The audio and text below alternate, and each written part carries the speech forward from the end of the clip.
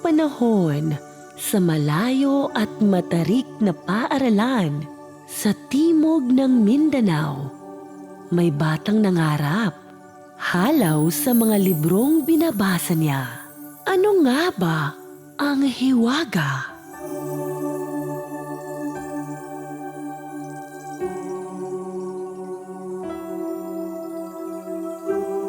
Minsan, hiniling niyang sa bawat pantig ng binibigkas, sana may kilos ang nangyayari sa kwento.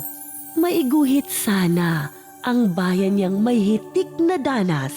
Makalipad sana ang mga ibon na gusto ring kumawala sa libro.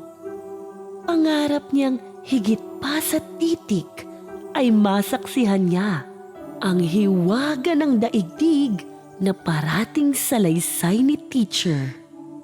Simula pa man ay tinatangkana ng kagawaran at ng LRMDS na maghandog ng mga kwentong soks na magtatampok ng sariling kulay, gunita at pagtahak.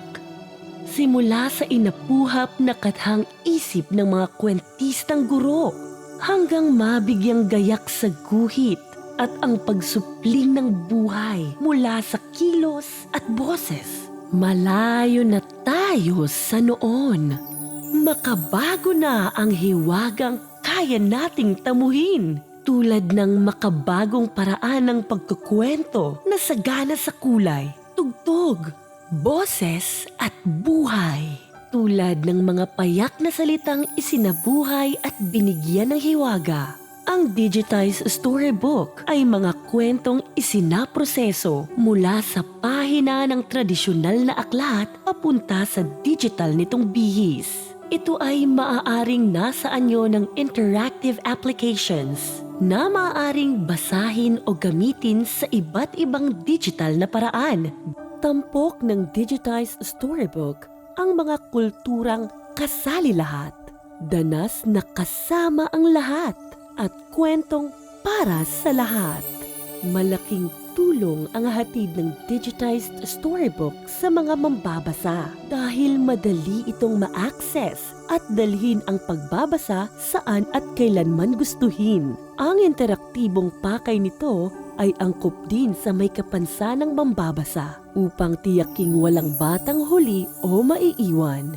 Makabago na tayo. Ang digitized storybook ay may matayog na layong iangat ang pagbasa sa mas mataas na antas gamit ang interaktibong paraan na pinagsikapang buuin ng nagtutulungang pangkat ng LR Region 12.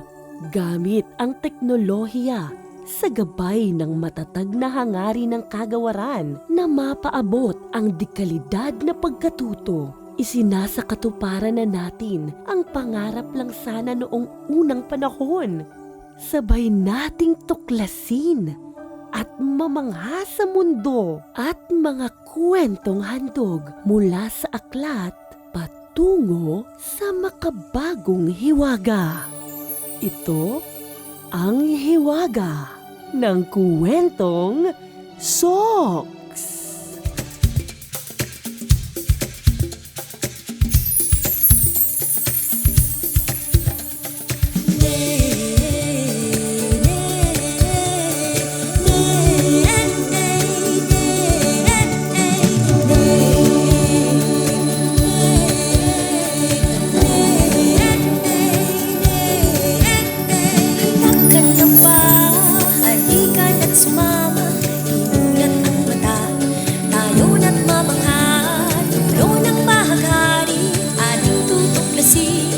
Ilalim ng dagat ating susuyuri.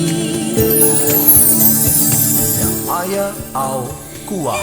Salamat sa ulan at magkakaroon na sapat na tubig para mabuhay ang mga buto ng halaman. Ako po si Totoong, ang inyong bagong pinuno. The happiest flower. Once upon a time, Tina is a tiny bird who lives in her favorite tall tree. Mayumi and Marikit are lovely twins. The talking garbage bin. Desi Elise. Matayog na tala ating aabutin, mundong mahiwaga ating lalakbayin, mga gintong aral ating yayakapin, mayamang kultura ating payabungin. Suklay ni Kalay. Kimbi, ang mapaglarong aso ni Lili. 10 taon na si Roman. Sa silid ng karunungan, Ramsey and his magic band. Pinky and her twin Winky.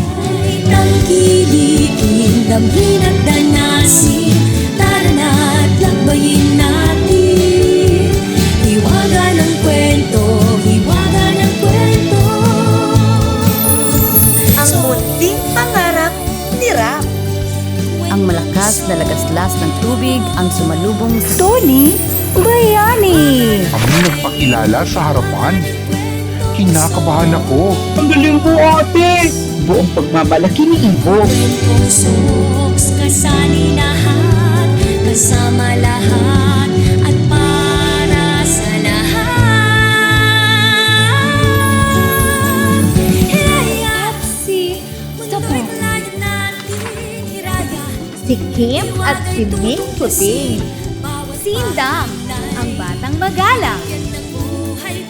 Si Amin matulungin. Sapat na pahingahan. Doon, saging. Pekay Butterfly.